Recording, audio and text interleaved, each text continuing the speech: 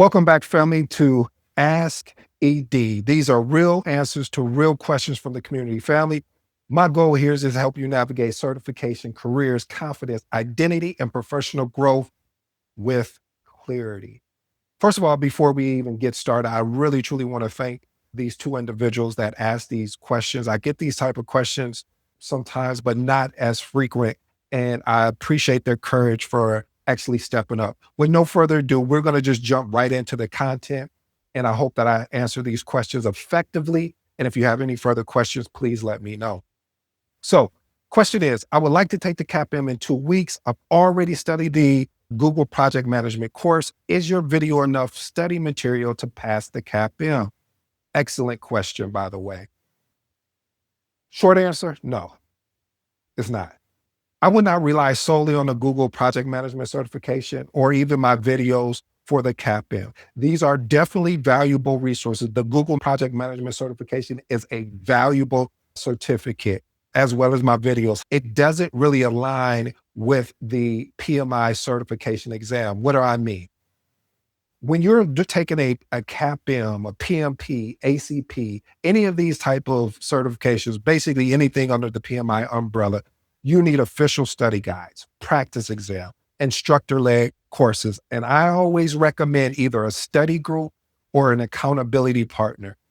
The last piece is more important than everything else. And what do you mean more important? What I mean by saying more important, because when you start studying, life starts happening, or you start running into issues. And if you don't have someone you can, connect with and talk with to understand, hey, am I looking at this question right, or anything of that nature? All three of these are very important, because if you don't have a good trainer, it's going to be challenging for you to pass a test. And if you don't take practice exams to understand how PMI think, that's going to be challenging, because when you sit to actually take the exam, you may have some challenge in answering the questions. And then, of course, the CAPM has its own official study guide when it comes to this. And I'm going to touch on, when I say official study guide, is more around the next point I'm going to make here. So why is this the case? So strong foundation, but not enough. The Google certification provides a strong foundation for project management concepts and workflows. However, the PMI exam content outline, what this does, it goes beyond the general project management knowledge. It's basically telling you, hey, this is what we're going to be testing you on the actual test. And so this is what you need to prep for. And it's very exam specific preparation. So passing requires a dedicated exam specific preparation, not just familiarity with the subject matter. Understanding versus passing. So understanding the project management and passing the CAPM exam, these are two totally different things. The exam tests in a very specific way. You keep hearing me say that, and I'm saying that on purpose because it does. The CAPM is very specific, just like the PMP is very specific. So, of course, I have some recommendation. I would recommend getting a dedicated study resource. So find a dedicated CAPM study resource that's designed specifically for the PMI exam. I will go to PMI's website and pull down the content outline, review the content outline very thoroughly, so you know exactly what topics are going to be actually be on the actual test. The biggest thing here is practice questions. You want to take as many practice questions as you can and see different styles of practice questions. And normally when you get a dedicated study resource, you should be able to get some practice questions. And then most of all, you want to build an understanding. You want to focus deeply on understanding, not memorizing the CAPM, because when you do that, you have a better understanding on how PMI is thinking, so you can answer the questions appropriately. Here's my professional advice. I would rather see someone pass in 90 days with confidence than someone pass in 14 days and still feel lost. See, preparation beats rushing. Give yourself the time to truly understand the material, and your career, I promise you, will thank you for it. All right. And if you want me to do a full episode on that, I think I could do that. Not think I can. I think I would love to do that. And I'll just entitle it, How Long Should You Really Study for the CAPM? Now, this may vary because I don't know how well you pick up things. I don't know if you have previous project management experience. So there's a lot of variables, but I will put something in place of how I would look at it. And Let's move on to our next question. Question from the community family. Can you do an episode on gaining experience on these certifications outside of work? Another excellent question. Thank you for having the confidence to ask that question because, again, sometimes you're not in the field of project management, but you want to transition into project management, or you don't have enough hours to actually apply for a PMP and you want to maybe go after the PMP. So, again, variables, but I got you covered. Let's jump into it. So, you don't need a title to build experience. You can build experience outside your job. You don't need permission from your employer to start developing these skills and track record. What I would recommend ways to build experience. Let's look at these 5 things. Volunteer projects, church initiatives, community organizations, personal projects, event planning. Now let's unpack them real quick. So volunteer project, anything like you, of course, nonprofit, and it's a project. It should follow the same formula. Initiate, plan, execute, monitor and control, and close. You just want to make sure you're tracking that appropriately. You want to make sure when you're leading these type of projects outside of work, that one, you have a contact, two, that you also are documenting what you're doing. So if for instance, if you're going for the PMP, that you'll be able to submit that information. If you're going for the CAPM, then you don't have to worry about that as far as the experience part.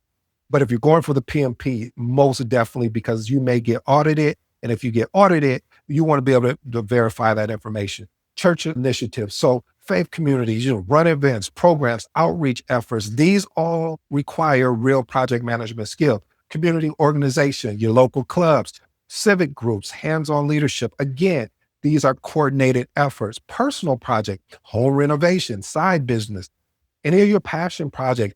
You want to make sure, again, you document appropriately because you want to make sure you're covering your scope, your budget, your timeline, the quality, how you put a project plan together, how you put a project schedule together. And then last and finally, event planning. We can think of weddings, fundraisers, these things, or even community events. These things are all project management driven. Again, and I keep saying it, I know you keep hearing me say it, but I want to just make sure because I don't want to mislead you. Make sure you document it very thoroughly. All right. What most people really miss. The myth is many people believe that experience only counts if it comes from a formal job title or a corporate environment. This belief holds more people back than any lack or skill ever would or could. Here's the reality. Employers care less where experience comes from. They just want to know what you accomplished. Do you really have hands-on experience? What's your results? Your leadership, your ownership will speak louder than the job title on the actual resume. And I'll unpack this a little bit more for you. What employers want to see, they want to see leadership, ownership, problem solving, results, and communication. If you said, hey, ED, could you pick, out of these, what is there, 5 here? Pick 2 of the top ones. I would probably say I couldn't even do that. I have to say 3. Leadership, communication, and problem solving. Because I believe if you have leadership, it'll take care of ownership and results. If you have communication, again, it'll take care of ownership and leadership. And then problem solving. Do you have the ability to problem solve effectively? So let's unpack these really quick at a very high level. So leadership. Did you guide the team? What was your leadership? How did you get them to move forward? Ownership. Did you take full accountability from the beginning when the project started till it ended? And problem solving. Were you able to help the team solve a problem? Did you provide solutions? And what were those solutions you provided? Results. How can we measure this? Well, how many milestones did you have? How many lines of your project schedule? And then communication. This is the biggest one. How did you communicate? I'm talking written, verbally. What did you do to ensure that the project was successful from a communication standpoint? Here's my professional advice. Don't wait for permission to start building experience. The professionals who grow the fastest often create opportunities for someone who gives them a title. They show up, they lead, they document their work. And when time comes for the interview or certification, they're able to tell the story. So I want you to start now, build now. The title, again, will follow your work. If you want me to create a full episode on that, I definitely can. And I will go in more deeper detail. And the title would probably be called How to Gain Project Management Experience Before You Get the Job. And one of the real things as you know, if you follow me, I give real world example. I don't give you any theory things. I give you things that you can use if you were going for an interview.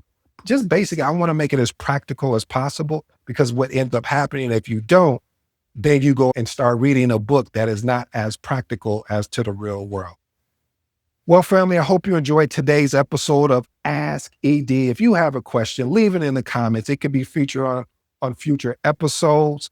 When you drop your question in there, let me know and I'll pick one out because see, my goal here is to give back. If you take time to leave a comment that you have a question or concern, take advantage of it. You're basically getting free consultation for free. I would take a back. I wish there was something like that for me where I could I have a question about a certification or interview style or anything like that. And someone would take time out and make an episode for me as well, because that's what I want to do. If you haven't noticed by now, I'm here to serve and I appreciate the opportunity.